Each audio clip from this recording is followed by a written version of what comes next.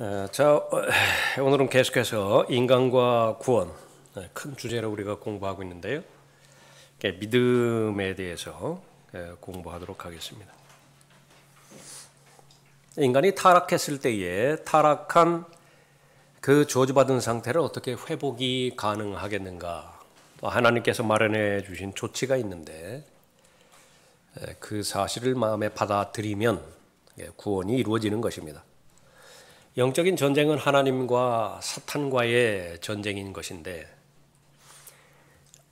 둘 사이에 사람의 혼을 놓고 서로가 차지하고 소유하고자 하는 전쟁을 말하죠. 타락한 인간이 믿음을 소유하면 그 사람을 하나님께서 소유하실 것이고요.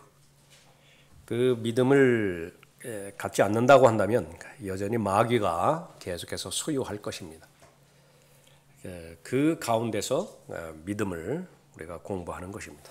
우리가 고린도후서 4장 보겠습니다.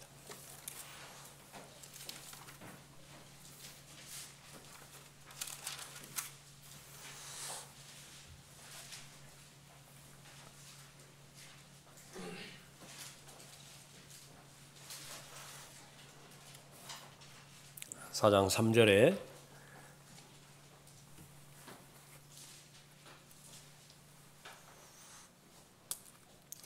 그러나 만일 우리의 복음이 가려졌다면 그것은 구원받지 못한 자들에게 가려진 것이라. 그들 가운데 이 세상의 신이 믿지 않는 자들의 마음을 어둡게 하여 하나님의 형상이신 그리스도의 영광스러운 복음의 광채가 그들에게 비치지 못하게 하느니라. 복음을 받아들이느냐 받아들이지 않느냐에 따라서 구원이 결정되어지죠. 복음을 헛되이 믿지 않고 굳게 붙잡을 수만 있다면 그 복음을 통하여 구원받은 것이라고 성경은 보장합니다. 그런데 이 복음을 믿고 믿지 않고라고 하는 그 배경을 보았더니 그 뒤에는 하나님도 계시고요. 마귀도 있다라고 하는 사실을 우리가 아는 것입니다. 그래서 동역을 이루어요. 구원받지 못하는 사람은 마귀와 동역을 이룬 결과이고요. 구원받은 사람은 하나님과 동역을 이룬 결과입니다. 우리의 그 결정은 그 믿음에 의해서 결정되는 것인데 4절에 있는 것처럼 이 세상의 신, 마귀, 사탄 원하는 것은 단 한 가지죠.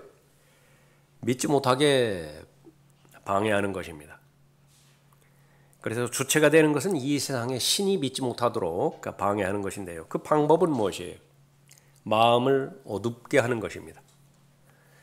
두 가지가 있는 것인데 첫 번째로는 아예 지식이 전달되지 못하게 방해하는 것이고요. 아예 캄캄해요. 아예 캄캄하게 만들어버리는 것입니다. 아주 어둡게 만들어버려요. 참 빛이신 예수 그리스도를 만나지 못하도록 방해하는 것이죠. 또 하나의 속임수는 이제 고린도후서 그 11장에 있는 것처럼 참 빛이 아닌 가짜 빛을 제시하는 것입니다. 그래서 세 가지를 언급하고 있죠. 또 다른 예수입니다. 성경에서 계시되지 않은 예수가 있다고요. 근데 성경에서 계시되지 않은 예수라고 해서 전혀 낯선 그런 예수가 아니라 창세기 3장에서 우리가 살펴봤던 것처럼 거의 대부분은 성경에 나와 있는 그런 부분들이 70%, 80%는 진리라고요. 근데 거기 20%, 30%만 섞어버리는 것입니다. 그러면 어떠한 능력도 발휘하지 못하는 것입니다. 이 사실을 전혀 몰라요. 이 사실을.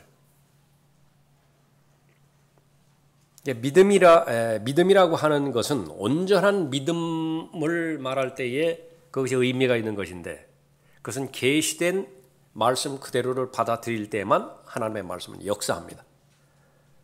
99%를 믿는데 1% 내가 불신하고 있다. 아무런 역사가 없어요. 거기는. 또 다른 예수를 제시하고요. 또 다른 영을 제시를 하죠. 사람은 종교적인 본성이 있기 때문에 그러니까 영적인 영역에서 어떤 일들이 일어났다. 소름 돋는 일이라든지 무슨 기적과 이적을 그렇게 체험하게 한다든지 그런 부분을 봤을 때는 성경에 분명하게 두 신이 있다고 제시를 하는데 초자연적인 존재예요. 신이라고 하는 것은. 하나는 하나님이시죠. 하나는 마귀예요. 하나님께서도 초자연적인 일을 행하실 수 있는 분이고 마귀도 마찬가지예요. 그래서 영을 다 믿지 말라고 경고하셨죠. 요한일서 4장 1절에서. 그런데 안 믿는 거예요. 그 말씀에 대한 무지 때문에 또 불신 때문에 또 다른 영을 받아들이는 것입니다. 그 다음에 이제 또 다른 복음을 받아들이는 거예요. 그것이 마귀의 마음을 어둡게 하는 방법입니다. 첫 번째로는 아예 지식이 전달되지 못하도록 방해하고요. 두 번째로는 지식을 전달한다 하더라도 변질된 지식을 전달하는 것입니다. 그렇기 때문에 이 믿음에 관련된 부분에 있어서 철저하게 이 하나님을 인식하는 것이냐 마귀를 인식하는 것이냐 그것을 잘 알아야 되는 것입니다. 그러니까 요한복음 17장 보십시오.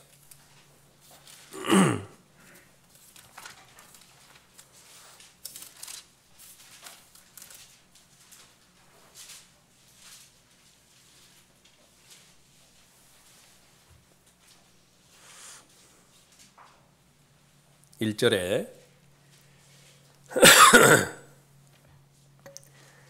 예수께서 이러한 말씀들을 하시고 눈을 들어 하늘을 보시며 말씀하시기를 아버지시여 그 시간이 왔나이다. 아버지의 아들을 영화롭게 하셔서 아들도 아버지를 영화롭게 하게 하옵소서. 아버지께서 아들에게 모든 육체 위에 권세를 주신 것은 아들에게 주신 모든 사람에게 영생을 주게 하려 하심이니이다. 영생은 이것이니 곧 사람들이 유일하시고 참 하나님이신 아버지와 아버지께서 보내신 예수 그리스도를 아는 것이옵니다. 믿는 것과 똑같은 것이며 그러니까 성경적인 계시가 그 지식을 통해서 타락한 인간에게 제시되었을 때에 그것을 아는 사람은 영생을 얻는 것이고 그것을 모르는 사람은 영생을 얻지 못하는 것입니다. 문제는 뭐냐면 살아계신 하나님이냐라고 하는 것이죠. 하나님은 자신을 계시할 때에 사한 자들의 하나님이라 그랬습니다. 죽은 자들의 하나님이 아니라 아브라함과 이삭과 야곱의 하나님이라고 말하면서요. 아브라함은 지금은 이 지구상에 없지만은 앞으로 나타날 거예요. 그것은 무엇을 말하는 것이냐 그러면 하나님께서 하나님의 말씀을 통하여 주신 약속, 언약. 그것은 하나님이 죽지 않는 한 하나님께서 보장하시는 것입니다. 맹세라고 하는 것은요. 하나님 자신이 하신 약속, 그 하나님의 이름을 놓고 약속하신 것이 맹세예요. 하나님께서는 그렇게 주신 것입니다. 그래서 아브라함에게 주신 약속이 있어요. 이삭과 야곱에게 주신 약속이 있죠. 타락한 죄인들에게 주신 약속이 있습니다. 나는 길이요 진리요 생명이라. 나로 말미암지 않고는 아버지께로 올 사람이 없느니라. 그러니까 예수 그리스도를 진심으로 믿을 수만 있다고 한다면, 기록된 하나님의 계시를 믿을 수만 있다고 한다면 정죄받지 않아요. 사망에서 생명으로 옮겨질 것입니다. 그러니까 영생을 얻는 것입니다. 두 번째 사망에 처하지 않는 것입니다. 그러니까 그렇게 보장해 주는 것이 그렇게 믿음인데, 역시 마찬가지로 사탄의 계략은 무엇이냐? 죽은 하나님을 제시하는 것입니다. 알지 못하는 신, unknown God. 그러니까 성경과는 무관해요. 그런데 성경에 있는 많은 것들을 이용을 합니다. 그러나 그 죽은 하나님을 받아들인다고 한다면 믿음의 역사는 없는 것입니다. 자, 믿음. 그리스도인에 있어서 그 두 가지 중요한 그 주제, 믿음과 실행이죠. 믿음과 실행, 그것이 다예요. 그리스도인의 삶의 다라고요. 우선은 정확하게 믿어야 되고요. 그 정확한 믿음이 결과로 나타나는 것이 실행이에요. 시원찮게 믿었다. 그러면 실행이 없어요. 그것은 열매라고도 말할 수 있고 증거라고도 말할 수 있습니다. 하나님께서는 그 사람의 믿음이 진실인 것인지 거짓인 것인지를 입증하기를 바라시는 것입니다. 아브라함은 믿음의 조상이에요. 왜 못 믿겠습니까? 그런데 그러한 믿음의 사람일지라도 하나님께서는 테스트를 하세요. 무엇을 테스트를 하시는 것이냐?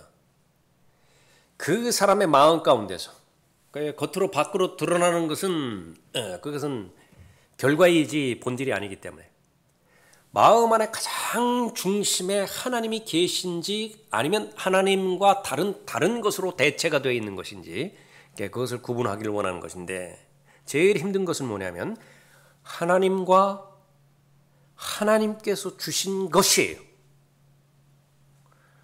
둘 다 나쁠 리가 없죠. 잘못될 리가 없어요. 하나님께서 주신 것인데요. 아브라함의 경우에는 하나님께서 주신 독생자입니다. 독자예요. 이삭이라고 이삭.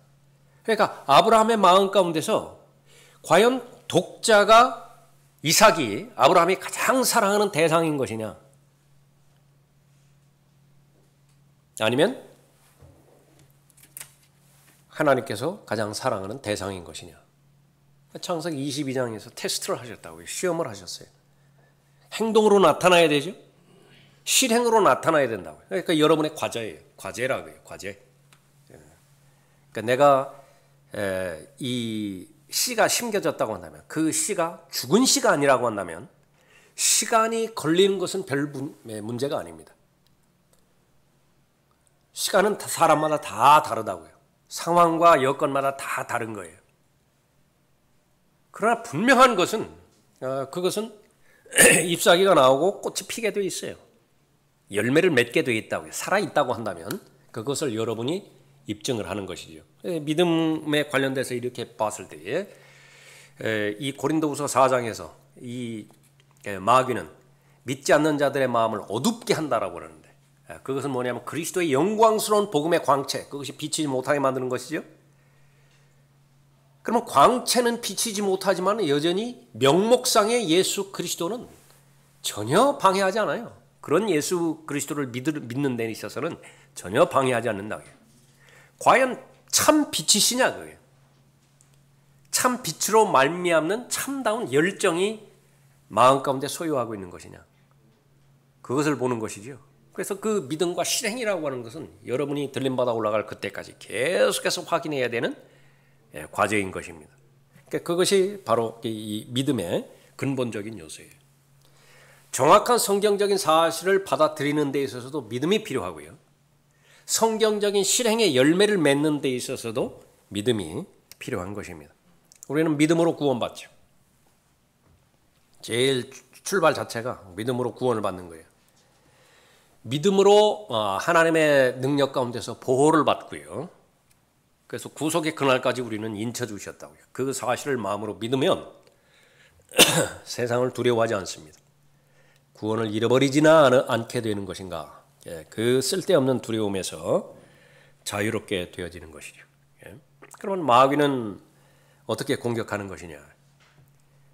이 기록된 말씀에 계시된 하나님, 그것을 믿지 못하게 만들고요. 또 우리에게 약속으로 주신 하나님의 약속, 그것을 믿지 못하게 만들고, 믿지 못하게 만든다라고 하는 것은 전적으로 다 부인하게 만든다라고 하는 것이 아닙니다.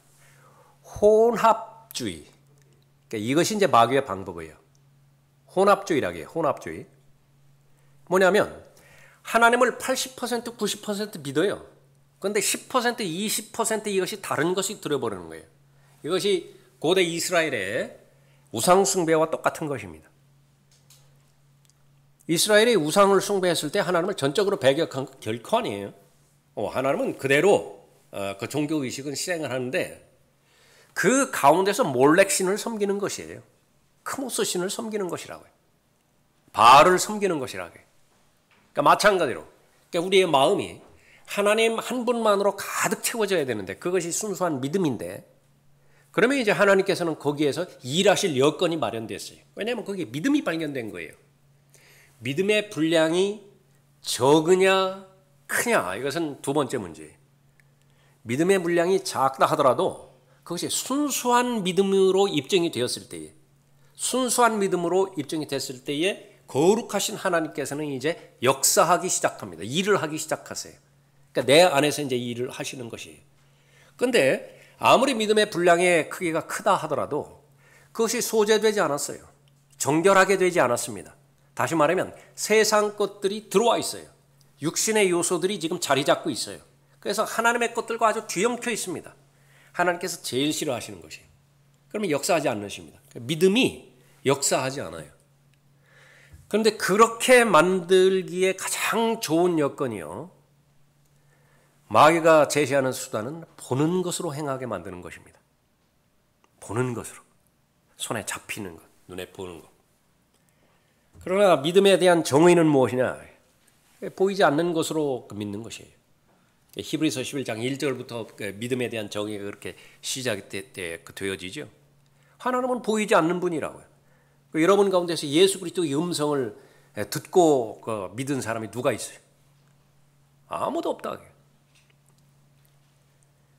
그런데 그렇게 잘못된 믿음으로 시작되어지면 뭐냐면 아무리 많은 노력을 애쓴다 하더라도 비참한 결과를 가져오게 되는데 하나님께서 판단하실 때 죽은 믿음이라고 평가를 내려요. 죽은 믿음이라, 역사하지 않는 믿음이에요. 그것은 뭐냐면 그런 존재론적인 영역 가운데서 하나님 가둬두는 거예요. 그러니까 관념적인 종교, 그것을 자신은 믿음으로 지금 오판하고 있다. 그런데 그 배경에는 누가 있느냐 하면 이제 마귀가 있는 것입니다. 계속해서 자신을 정결하게 해야 되는 것은 무엇이냐면 늘 어린아이 상태로 내려와야 돼요. 단순해져야 됩니다. 특히 나이가 많아지면 많아질수록요, 세상 경험이 많이 쌓게 되죠. 그러면 자신의 육신은 또 육신대로 계속해서 강해지죠. 그러니까 세상과 육신의 공통점은 무엇이냐면 하나님으로부터 될 수 있으면 멀리 떨어지려고 하는 것입니다. 하나님의 간섭을 받기를 아주 지극히 싫어한다. 내 생각대로, 내 고집대로 할 때 마음이 편해요. 마음에 만족감이 있습니다. 그러니까 저질러버리는 거예요. 그냥 뱉어버리는 거예요. 아주 하나님과의 교제 가운데서 가장 방해거리인 것인데요. 여기에 길들여져 버리면 이거는 수단이 돼버리는 거예요. 하나님의 말씀이라고 하는 것은 수단이 돼버린다. 그래서 여건이 형성될 때, 조건이 형성될 때, 오늘과 같은 이런 때에서는요, 뭐 문제될 것도 없어요. 하나님 찬양하는데 무슨 문제가 됐어요? 기도에 동참하는데 문제가 됩니까? 뭐가 문제가 됩니까? 문제는 이제 상충이 돼서 믿음이 요구되어질 때, 믿음으로 행해야 돼요. 지금 이 현상과 환경을 극복해내야 되는 것입니다. 그러면 환경과 극복이 주는 역사하는 에너지보다, 그 힘의 크기보다 더 큰 힘이 통제해야 되죠. 그게 믿음의 능력이라고요. 그러니까 그때에서는 발휘를 못하는 거예요. 믿음이 왜 필요한 것인가? 믿음과 실행에 있어서 아주 근본적인 요소라고 하는 사실을 우리가 알아야 되는 것입니다. 믿음의 대상은 바로 하나님이시고 아들이시고 성경이세요. 그래서 성경을 통해서 볼 때에 하나님을 믿으라 라고 하는 그 부분이고요. 또 예수님께서도 요한복음 14장 1절 같은 경우에도 너희가 하나님을 믿으니 그렇게 언급하고 있죠. 아들 예수 그리스도를 믿는 것이고 또 성령 하나님을 믿는 것입니다. 믿음을 주시는 주체가 되어지는 분은 성령 하나님이세요. 믿음 자체도 선물이죠. 에베소서 2장 8절 9절에 의해서 봤을 때, 그러면 우리가 받아들이는 것은 무엇이냐요? 우리가 받아들이는 것은 하나님께서 믿음을 주시는데 이 믿음을 거부하지 않는다라고 한다면 영접하는 것이에요. 그 믿음이라고 하는 하나님의 선물을 영접하는 것이라고요. 그러면 이제 신뢰하는 것입니다. 그런데 거부하는 사람이 있어요. 하나님께 주시는 믿음을 내가 거부해버렸다. 안 받겠습니다. 그러면은 믿지 못하는 것이죠. 그러니까 믿음의 대상은 하나님의 아버지이고 아들 하나님이시고 성령 하나님이시고, 그러니까 그분의 존재를 믿는 것은 그분께서 하신 일을 믿는 것과 똑같은 것이거든요. 아버지께서 하신 일이 있다고요. 아들 하나님과 성령 하나님께서 하신 일이 있죠. 그것을 믿는 것입니다. 그런데 그 모든 것들이 어디에 있느냐 그러면 성경에 들어있죠. 성경에 담겨 있습니다. 그 성경을 통해서 계시해 주는 것입니다. 그러니까 하나님을 믿는 것은 하나님의 말씀을 믿는 것이고, 하나님의 말씀이 포함된 것은 약속의 말씀이죠. 그것을 믿는 것입니다. 히브리서 11장 1절 거기 나와 있죠. 이제 믿음은 바라는 것들에 대한 실상이요 보이지 않는 것들에 대한 증거다. 믿음이라고 하는 것을 여러 가지 비유를 통해서 그렇게 볼 수가 있는 것인데, 알 수가 있는 것인데, 하나는 이제 의자에 앉는 것입니다. 핵심은 무엇이냐 그러면 자기를 의지하지 않아요. 전적으로 의자를 신뢰해 버리는 것입니다. 내가 체중이 65kg 나간다. 그러면 단 1kg도 감하지 않고 65kg 전체를 실어버리는 거예요. 의자에다가 실어버린다. 그러니까 부서지지 않을 것이라고 믿는 것입니다. 다리가 놓여져 있어요.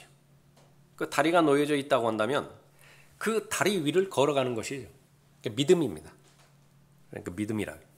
다리 위를 걸어갈 때에 역시 마찬가지죠. 내 체중 전체를 다 신뢰하는 것입니다. 자동차를 타거나 비행기를 타거나 역시 마찬가지입니다. 그러나 거기에는 그것을 성경적 믿음이라 그렇게 그 가치를 두지는 않습니다. 믿음이라고 하는 것을 이해하기 위해서 설명을 한다 뿐이죠. 믿고 앉았는데 의자가 부서져 버릴 수 있죠. 도저히 무너지지 않을 것 같은 교량이요, 무너져 버리는 경우도 있죠. 특히 우리나라에서는 가능하다고요. 비행기가 떨어져 버릴 수도 있습니다. 그래서 그때의 믿음이라고 하는 것은 대상은 하나님을 믿는 것이 아니라 말씀을 믿는 것이 아니라, 그 하나님을 믿고 말씀을 믿는 것은 100% 신뢰를 보장해 주는 거죠. 그러나 일상생활하는 데 있어서 믿는 것은 확률을 믿는 거예요. 확률. 자동차 사고 날 확률보다 비행기가 사고 날 확률이 훨씬 더 적거든요. 비행기를 믿는 거예요. 그래서 안심하고 비행기를 탄다. 사고가 안 난다는 말이 아니에요. 그것이. 자, 믿음이라고 하는 것은 바로 그런 부분입니다. 또 하나 이제 어린아이에 대한 믿음이에요. 아침에 일어나서 밥 먹을 것을 걱정하지 않습니다. 그런 상황은 두 가지로 될 수 있어요. 밥을 먹을 수도 있고 먹지 못할 수도 있습니다. 엄마 같지 않은 엄마를 두었다라고 한다면 굶을 거예요. 설령 그렇다 하더라도 아침에 일어나면 먹을 것으로 믿어요. 자신의 삶을 아빠, 엄마가 돌보아 주실 것을 믿어요. 어린아이는 그렇게 믿는다고요. 걱정하지 않아요. 그것도 역시 마찬가지로 두 가지입니다. 그렇게 그 기대하는 그 부분이 현실 가운데서 이루어질 수도 있고, 또 그렇지 않고 버림당할 수도 있죠. 거절당할 수도 있죠. 그렇다 하더라도 믿는 것입니다. 둘 다 우리에게 주는 그 핵심은 뭐냐면 단순하다라고 하는 거예요. 단순하다. 그 믿음이라고 하는 것은, 그래서 믿고 기대하고 바라는 것을 보는 것입니다. 성경적 믿음. 믿음은 하나님의 말씀인 성경을 믿도록 인도하시는 하나님을 신뢰하는 것이다. 믿음은 성경에 계시된 하나님과 그분이 보내신 예수 그리스도를 믿는 것이다. 그리스도의 인격에 관한 사실들에 대한 신앙 없이 믿음을 위한 믿음은 그 누구도 구원할 수 없다. 고린도전서 15장 3절 4절이 있죠. 내가 받은 것을 먼저 너희에게 전달하였나니 이는 성경대로 그리스도께서 우리의 죄들로 인하여 죽으시고 장사되셨다가 성경대로 셋째 날에 다시 살아나셨다. 예수 그리스도의 탄생을 기점으로 해서 AD와 BC가 나누어진다. 그거 부인하면은요, 지구에서 떠나야 돼요. 지구 생활 못해요. 나는 불교 신자인데요. 나는 이슬람교도인데요. 나는 무교인데요. 무슨 상관이 있어요? 그 사람은 AD 달력 써야 된다 그래요. 그 주님 탄생하기 전에 주전 그 340년이다 뭐다 이거를 그 근거로 해서 역사를 형성해 나가는 것입니다. 그것을 받아들이지 않는 것은 믿음이 아니에요. 믿음 없다는 말이 아니라 그건 무식한 것이고 무지한 것이에요. 이 과학에서 말하는 공리예요. 공리. 공리라고 하는 것은 뭐냐면 가장 최소한의 단위입니다. 점과 점 사이를 잇는 가장 짧은 선을 선분이라고 한다. 선이라고 한다. 그걸 어떻게 입증을 해요? 그렇게 약속을 하자 그거예요. 거기서부터 시작되어야 기하학이 설명이 된다. 공리입니다. 공리. 역시 마찬가지로 공리예요. 역사적 사실입니다. 사실. 예수 그리스도께서 지금으로부터 2000년 전에 이 지구상에 실제적으로 역사하셨던 역사적인 인물이다. 그런데요. 그것을 어떻게 알 수 있죠? 그 사실을 어떻게 알 수 있느냐고 말해요. 자료가 있어야 되죠. 기록이 있어야 될 거 아니겠어요? 주민등록 떠들어 봤더니 출생신고 있고, 그로부터 74년 이후에 사망선고 있더라고요. 이 사람이 존재했었던 인물이다. 알잖아요. 그거를. 알잖아요. 그거 어떻게 알아요? 모든 자료와 그 여건 가운데서 가장 신뢰성을 주는 것은 성경이에요. 그런데 성경의 기록에 예수 그리스도는 어떤 분이셨느냐? 방금 우리가 살펴봤던 고린도전서 15장 3절 4절 말씀이에요. 갈보리 십자가에서 돌아가셨거든요. 그런데 그분은 어떻다고요? 성경대로 그리스도께서 우리의 죄들로 인하여 죽으신 것이고요. 그 다음에 묻히셨고요. 그 다음에 성경의 예언대로 부활하셨어요. 여기까지가 역사적 사실이에요. 3분의 2만 믿는다. 어디까지만 믿어요? 죽음과 묻힘. 그건 믿는다고요. 부활하시면 왜 안 믿는 거예요? 그러니까 누구 마음대로 그 기록을 3분의 2는 믿고 3분의 1은 잘라서 그러니까 팽개쳐버리는 거예요. 부도덕한 동기가 있는 것입니다. 사실, 믿음, 느낌, 이 전체를 믿음이라고 해요. 사실이 아닌 것을 믿는 것. 여기는 미신과 광신이 있습니다. 맹신이 있다고요. 그 조금 전에 살펴봤던 것처럼 비행기를 타는 것. 그것은 성경적 믿음이 아니에요. 사람을 신뢰하는 것. 그것도 마찬가지입니다. 사람이 인간 관계 가운데서 사람을 신뢰하는 것이지 하나님을 믿는 것처럼 사람을 믿으라는 말이 아니라 그 사람이 지금까지 나한테 결례하지 않았어요. 지금까지 나한테 부도덕하게 대하지 않았어요. 그 확률을 믿는 거예요. 그 확률 기점으로 봤을 때에 앞으로도 그렇게 할 것이다 라고 하는 것을 믿는 것이죠. 사실은 성경적 사실을 말하는 것입니다. 그 성경적 사실을 있는 그대로 받아들이는 것을 믿음이라고 하는 것입니다. 역사를 받아들이는 그 믿음하고 똑같아요. 나는 믿어지지 않는데요. 윤봉길 의사를 어떻게 믿을 수 있죠? 그러면 유관순 그 열사를 어떻게 믿을 수 있죠? 믿어지지 않는다고 하면 나는 예수가 믿어지지가 않아. 거짓말이죠. 믿음이라고 하는 것은 그런 믿음이 아니에요. 내가 선택하는 것이고 내가 결정하는 것인데 문제가 되는 것은 사실이냐라고 하는 것입니다. 그 사실인 것을 입증하는 데에는 바로 성경적인 믿음에 있어서는 초자연적인 역사가 필요합니다. 바로 성령 하나님의 역사예요. 성령 하나님께서 강력하게 역사하여 주셔서 하나님의 말씀인 객관적인 자료예요. 객관적인 자료를 통해서 나에게 정보를 주십니다. 지식을 주세요. 예수 그리스도께서 십자가에 달려 돌아가셨다고. 거기까지 믿는 것은 아무런 문제가 없습니다. 그걸 받아들이지 않으면 무식한 거예요. 무지한 거예요. 그런데 문제는 그러한 믿음을 가지고는 구원받지 못해요. 구원받지 못한다. 그럼 어떠한 믿음을 가지고 구원을 받아야 되는 것이냐? 개인적이고 인격적인 믿음이어야만 가능해요. 그러면 개인적이고 민격적인 믿음은 무엇을 말하는 것이냐? 그 가운데서 성령 하나님께서 개입을 하세요. 강력하게 개입을 하셔서 나의 지성을 깨우쳐 주시는 것입니다. 나의 지성을 터치하시는 것이 그것이 바로 너 때문이야. 너를 위해서 죽으셨어. 성경적 그 진리를 받아들였을 때에 내 마음에 변화가 생기는 것입니다. 내가 그렇게 되기까지는 나는 정직하기만 하면 돼요. 솔직하기만 하면 된다. 다시 말하면 지금까지 학습되어진 것들을 버리기만 하면 됩니다. 지금까지 잘못 교육받아서 세뇌당한 사실들을 버리기만 하면 돼요. 어디에서 세뇌당했죠? 학교에서. 어디에서 세뇌당했어요? 그 집에서. 조상한테 절하면은 그 조상이 제삿날 그렇게 와서 그렇게 만나준다고. 그 집안이 이렇게 잘 안 되는 것은 그렇게 조상 묘 잘못 쓴 것이기 때문에 다음번에는 좀 준비해서 이장을 해야 된다든지. 다 세뇌당한 거예요. 그 부분. 학교에서는 어떻게 세뇌당하는 것입니다.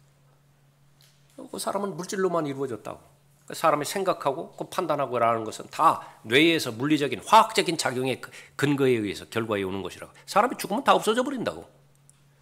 그 잘못된 그 세뇌를 받는 것이고 학습받은 것이죠. 그거 다 내려놓는 것이다. 그러면 무엇이 이제 진리가 대상이 되는 것입니다. 예, 하나님의 말씀이에요. 태초에 하나님께서 하늘과 땅을 창조하셨느니라.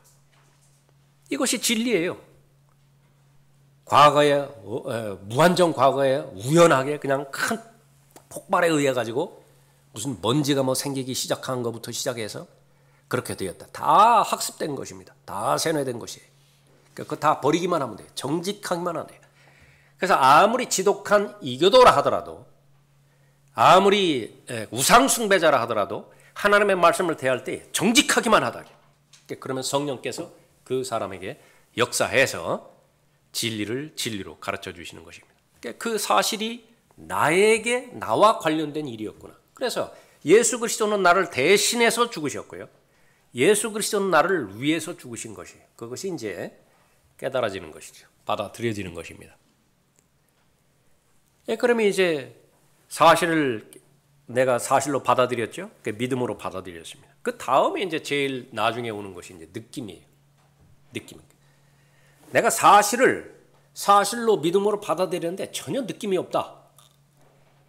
그러니까 다시 원점으로 돌아가세요. 다시 원점으로 돌아가시라고요. 길 가다가 길 몰라서 헤매는데 누구에게 물어봤더니 가르쳐 주더라. 아무리 냉랭한 사람이라 하더라도 고맙다는 인사예요. 안 그렇습니까? 고맙습니다. 그 말 한다고요. 그게. 그 사람 뭐 하루 지나면은 뭐 기억에서 사라져 버리잖아요. 인생의 운명을 결정할 수 있는 사건이 바로 나에게 이루어졌다. 그분이 나를 영원히 살게 하기 위해서 아무런 죄가 없음에도 불구하고 나를 위해서 희생하셨다. 어떻게 감사가 일어나지 않죠? 어떻게 느낌이 없어요? 그러니까 그런 것은 잘못된 것이라. 그리고 나서 계속해서 물어보는 것입니다. 다른 사람들한테 이야기하죠. 작은 호혜를 받았다 하더라도 그 사실들에 대해서 다른 사람한테 말하게 돼 있어요.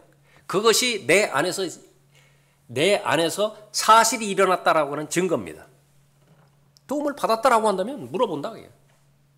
그게 다른 사람한테 이야기해 주는 것입니다. 근데 내 안에 있어서 믿음이 역사했다. 그래서 성경적 사실이 내 안에서 이루어졌다. 그 사람은 입 다물지 못해요. 절대로 입 다물지 못해요. 꼭 다른 사람한테 뭐 책에 적어 전해준다 이 말이 아니에요. 그건 두 번째 사실이고, 첫 번째로는 길을 가다가도 내가 그 일을 생각하면 감사합니다 고백이 나오게 돼 있고요. 또 일을 하다가도 또 그 생각이 되어지면, 하나님으로부터 은혜 받은 생각이 되어진다고 한다면 빨리 이 일 끝나고 하나님 말씀을 그렇게 보고 싶다라고 하는 그 마음의 기울기가, 경향이 그렇게 쓸린다 그거죠. 그것입니다. 그것이 사실과 믿음과 그 느낌이에요. 다 있어야 돼요. 사실부터 시작하겠죠. 그것을 받아들일 수 있는 믿음이 있어야 되는데 여기에는 사탄의 방해가 반드시 있게 되어 있습니다. 그 사탄의 방해를 내 의지로 이길 수 있어야 돼요. 성령께서 도우실 것이라고요. 그 전에는 의식하지 못했지만 성령께서 강력하게 도우실 때에 내가 정직하기만 한다고 한다면, 하나님을 두려워할 줄 아는 마음이 있다고 한다면 받아들이는 것이지요. 감사합니다. 내가 결정하죠. 믿겠습니다. 결정하는 것입니다. 그것이 바로 하나님의 은혜 가운데서 잘 반응하는 사람이죠. 그래서 단순히 그 느낌만을 그렇게 믿거나 그렇게 추구하거나 은사주의자들이 바로 여기에 함몰되어 있는 대상이죠. 뭐 느낌이 없으면 움직이려고 한다. 사랑도 마찬가지입니다. 성경적 사랑과 인간적인 휴머니즘적인 사랑을 반드시 그 차이점을 구분할 수 있어야 돼요. 사람의 이 사랑이라고 하는 것은요, 감동이 되어질 때만 표현을 해요. 감동이 되어질 때만 고백을 하는 것입니다. 나 너 좋아한다고, 고맙다고. 그러나 성경적 이 사랑의 고백은요, 사실에 입각하는 것이에요. 믿음에 입각하는 것입니다. 예? 하나는 보이지 않는다고요. 그 음성도 들려지지도 않아요. 그런데 분명한 사실은 뭐냐 그러면 하나님께서 나를 구원해 주신 것입니다. 지금도 여전히 보호하고 계시죠. 그것을 잊지 않기를 바라요. 하나님께서는 잊지 않기를 바라시는 것입니다. 그러니까 내가 잊지 않지요? 그러면 지금 내 상태에서 무슨 감흥이라든지 특별한 감동이 없어요. 그럼에도 불구하고 사실에 입각해서 내가 고백할 수 있다고요. 구원해 주셔서 감사합니다. 보호해 주셔서 감사합니다. 나의 삶을 약속해 주셔서 감사합니다. 그러면 이제 다음에 느낌이 오는 것입니다. 그 다음에. 고백이 먼저라고 해요. 고백. 시인이 먼저라고 해요. 시인. 그러면 나중에는 감동과 느낌이 뒤따라오는 것이죠. 그러니까 이 부분들이 이제 잘못되게 만드는 것이 사탄적이에요. 그래서 믿음 하면은 단순하게 생각하지 말고요. 공부를 해야 되는데 이 믿음을 소유하느냐 소유하지 않느냐를 놓고도 계속해서 마귀는 직접적으로 공격하고 그에 관련된 모든 다양한 술책들을 가지고 있다라고 하는 사실을 내가 인지해야 되는 것입니다. 그러지 않으면은 조금 전에 살펴봤던 것처럼 열심히 일해놓고도 엉뚱한 거 믿은 거예요. 엉뚱한 거 믿었다. 그래서 분명히 하나님을 사랑한다라고 그렇게 말했는데 마음을 다하여 사랑하고 생각을 다하여 사랑하고 또 지성을 다하여 하나님 사랑하라고 그러는데 나중에 봤더니요. 그 하나님 자신을 사랑하는 것이 아니라 하나님께서 주시는 것들, things, 물건들 있잖아요. 그런 것들만 온통 사랑해 버렸다고 해요. 그리고 그 배제가 돼버린 것입니다. 그러니까 그 짓을 하는 그 사람들이 자유주의자들이고 그런 사람들. 성경 부인한 건 아니에요. 첫 번째로 하나님 사랑하고 두 번째로 이웃 사랑하라고 했는데 두 개 다 바꿔버렸죠. 그 이웃 사랑을 먼저 둬버렸다고 해요. 예? 그래서 그것이 무슨 이념과 사상을 초월한 것이고 초교파적인 것이고 초교파적인 사랑이고 그러면 초교파적인 사랑을 외치는 자들은 두 가지밖에 없어요. 사랑과 평화예요. 사랑과 평화. 거기에만 동의하면 우리는 다 하나가 될 수 있다. 그렇게 모인 것이 WCC, NCC라고 해요. 나중에는 이제 적그리스도의 그 왕국이 그렇게 되겠죠. 그럼 도대체 어떤 사랑이냐라고 하는 것을 물어봤을 때는 보장이 없어요. 그러니까 인본주의 사랑입니다. 예, 그 육신적인 사랑이지 성경에서 말하는 사랑이 아니라 사랑은 진리와 분리가 되어질 수 없는 것인데 진리를 기뻐하는 것이 사랑이에요. 비진리면 어떻게 되죠? 비진리는 배격을 해야 되는 것이죠. 고린도후서 13장 5절에서 우리는 믿음으로 행하는 사람인데 보는 것으로 행하지 않고 믿음으로 행하는 것인데 단 조건이 있어요. 진리를 거슬러서는 아무것도 할 수 없어요. 진리를 거슬러서까지 무슨 하나님을 사랑하고 진리를 거슬러서까지 하나님을 섬기고 그러니까 그런 것은 하나님과는 관계가 없다. 그건 우상이에요. 우상, 마음의 탐심에 해당되는 부분이지 살아계신 하나님과는 아무런 관계가 없다라고 하는 것입니다. 그래서 믿음 제일 첫 번째로 사실이 무엇이냐. 그 다음에 나오는 머리로 믿는 믿음이죠. head belief 이렇게 나왔습니다. 역사 속에 사셨던 예수 그리스도에 대한 지식과 성경을 받아들이는 믿음을 말한다. 예수 그리스도의 존재를 믿는 믿음이다. 머리로 믿는 믿음으로는 구원받지 못한다. 그러면 구원받는 믿음은 이제 어디까지 와야 되는 것이냐면 마음으로 믿는 믿음이에요. 이것은 구원을 설명하고 있지만은요. 구원받은 이후에도 모두가 다 내가 죽은 믿음이 아니고 산 믿음으로 입증되기 위해서는 처음에는 머리로 믿는 믿음으로 시작해서 거기서 중단돼서는 안 되는 것이고 반드시 마음으로 믿는 믿음까지 도달해야 돼요. 그것이 중요한 것입니다. 그럼 마음으로 믿는 믿음은 무엇이냐? 로마서 6장 17절에서 나왔죠. 하나님께 감사드리는 것은 너희가 죄의 종이었으나 너희에게 전하여 준 교리의 본, 객관적 진리입니다. 교리의 본, 누구에게나 다 전파돼요.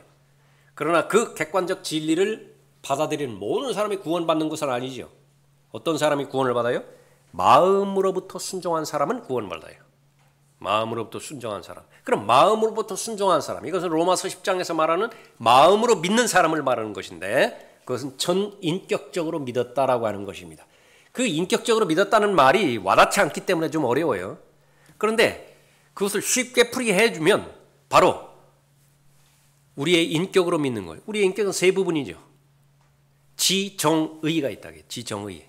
처음에 지는 무엇이죠? 지식이에요. 우리의 지성을 통해서 지식을 받았다. 그래서 지성이 고장났다. 그럼 하나님께서는 그 사람에 대해서 책임 묻지 않으세요. 지성이 제 기능을 활용할 때에는요, 성경에서 언급할 때 그것은 최소한의 그 기점이 선과 악에 대한 지식을 알아야 돼요. 선이 무엇이고 악이 무엇이냐? 성경에서 말하는 선과 성경에서 말하는 악에 대한 지식을 알아야 자신이 선을 행하지 않은 것에 대해서 하나님께서 책임을 물으신다고요. 근데 어린아이는 그 선과 악에 대한 지식이 없어요. 그래서 어린아이는 자동적으로 하나님께서 구원해 주시는 구원의 대상입니다. 그런데 이 지성의 기능이 고장났어요. 핸디캡이에요. 그러니까 마찬가지로 그 사람이 30세가 되고 40세가 된다 하더라도요, 하나님께서는 그 사람에게 구원의 책임을 묻지 않아요.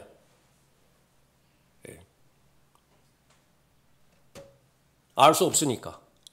그러나 그러한 그 부분들을 제외하고 지성을 통해서 예수 그리스도의 사실을 알았다. 그럼 거기서부터 시작되는 것입니다. 우리의 지성을 통해서 알게 해주시는 것입니다. 그 다음에 정의죠. 우리의 마음의 상태. 감사라고 해요. 감사. 그 사실이 바로 나에 관련된 사건이었다라고 하는 것을 알려주셨기 때문에 나는 감사하지 않을 리가 없다고요. 감사한다고요. 그러면 감사한다라고 하는 것을 밖으로 표현한 것이 무엇이냐 그러면 의지적 결정입니다. 믿겠습니다. 고백할 수 있죠. 내 안에 내가 사랑의 마음이 있어요. 표현하는 것은 너무나 자연스럽다고요. 내 안에 주고 싶은 마음이 있어요. 주는 것은 너무나 당연하다고요. 주고 싶은 마음이 있는데 주지는 않는다? 이거 뭔가 잘못됐다고요. 그런 거 없어요. 사랑하면 반드시 주게 돼 있다고요. 하나님을 사랑하면 내 마음을 주고 내 의지를 주고 내 결단을 주게 돼 있다고요. 그것이 지정의예요. 마음으로 믿는 것입니다. 마음으로 순종하는 것이지요. 이게 믿음입니다. 그런데 그 부분에 대해서 마귀는 지성을 공격하는 영역도 있고요. 아주 혼미스럽게 만들어요. 복음은 너무나 쉽죠. 설명하고 있는 것인데 무슨 말인지 모르겠습니다. 변명일 수도 있고요. 사실일 수도 있어요. 아무리 많이 들어도 그게 무슨 말인지 몰라요. 지성을 아주 혼미스럽게 만든다. 뭔가가 그 배후에는 그 사람의 그 지성을 그렇게 자신의 정신 그 사고 체제를 고장내뜨리는 그러한 잘못들을 많이 저지른 것이에요. 뭐에 어떤 것에 힘이 중독되어 있었는지 그렇게 해서 스스로 파괴시켜버린 것이라고요. 그 마음의 그 상태를. 그 다음에는 이제 마음을 공격하는 것입니다. 어떤 사람은 눈물 콧물 흘리면서 감사하면서 예수 그리스도를 영접한 사람도 있어요. 그럼 어떤 사람은 덤덤해요. 그러나 최소한의 감사가 있습니다. 덤덤한 사람도 최소한의 감사가 있다고 해요. 감사가 있다. 결혼하는 그 과정 두 가지 마찬가지예요. 서로 막 열렬히 사랑해가지고서 서로 없으면 못 살죠. 그러면서 결혼하는 결혼도 있어요. 결혼이잖아요. 그런데 누가 주선해가지고 뭐 중매 결혼이라든지 그렇게 해서 최소한의 조건 살펴봤더니 내가 결혼할 수 있다. 그러니까 결혼하는 것입니다. 그러나 중요한 것은 뭐예요? 시간이 지나면 지나갈수록 둘이 하나가 되는 거예요. 처음에 결혼도 마찬가지고 나중에 결혼도 마찬가지고. 예수 그리스도를 영접할 때에 모두가 다 나와 같은 감격의 크기, 나와 같은 감사의 크기로 받아들이는 거 아니라 구원 받을 때에 극적으로 바울처럼 구원받은 경우도 있고요. 그 사람은 아주 사건이 명확하죠. 예? 디모데처럼 구원받은 사람도 있어요. 그러니까 좀 희미할 수 있어요. 그러나 그 구원받았다는 사실에는 변함이 없고 그 구원받은 증거를 마음의 변화와 삶의 변화를 드러나는 데서는 또 동일한 거예요. 다 똑같다. 그 다음에 이제 그 마음의 상태를 공격하면 그 나중에서는 이제 나중에 그 의지적인 결단을 통해서 영접하는 것인데 그 마음의 문이 있으면 다 알았다고요. 다 느꼈어요. 동의했어요. 그렇다고 해서 아직 구원받은 것이 아니에요. 마음의 문을 열고 들어오십시오. 초청을 해야 된다고요. 영접을 해야 되는 것이죠. 그러면 이제 들어오시는 것이에요. 근데 여기까지 다 알았는데 마지막에 영접은 하지 않아요. 왜 그런 것이냐? 나는 창세전부터 구원받기로 예정됐다는 사람이다. 장로교에서 특히 장로교에서 왜 부흥회를 그렇게 많이 하는 것이냐? 왜 전도를 그렇게 많이 하는 것이냐? 하나밖에 없어요. 그렇게 수많은 사람들에게 복음이 증거되고 복음이 전달됐을 때 구원받기로 예정된 사람은 반응할 것이고 구원받기로 예정되지 않은 사람은 반응하지 않을 것이다. 그거 확인한다고 그러는 거다. 궁색하죠? 하나님 궁색하게 만든다. 그게. 그런 과정을 통해서 꼭 내가 구원받은 사람이고 구원받지 않은 사람이고 그것이 분별이 되나요? 창세전에 하나님께서 예정해 놓은 것이 사실이라고 한다면 다 제시해 놓고 영접하게 하는 것을 하지 못하게 만든다. 지옥 가는 것입니다. 동의하게만 하고 의지적으로 영접하지 못하게 만들어요. 믿기만 하고 영접하지 못하게 만든다. 구원받지 못한 것이 그 모든 부분들을 마귀가 공격하는 것이죠. 그것이 바로 머리로 믿는 믿음이냐 마음으로 믿는 믿음이냐라고 하는 것을 보여주는 것입니다. 자, 오늘은 여기까지 하겠습니다.